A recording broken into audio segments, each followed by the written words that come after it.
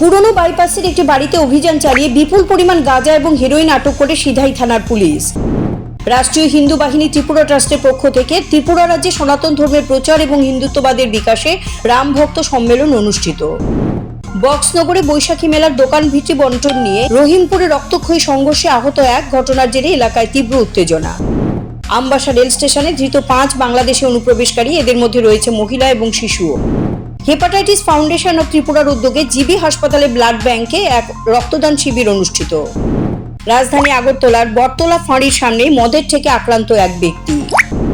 প্রতাপগড় যুব মোর্চার উদ্যোগে সপ্তাহব্যাপী বৃক্ষরোপণ কর্মসূচি হাতে নেওয়া হয়েছে। এই উপলক্ষে শনিবার আড়ালিয়া স্থিত প্রজাপিতা ব্রহ্মকুমারী আশ্রমে বৃক্ষরোপণ করা হয়।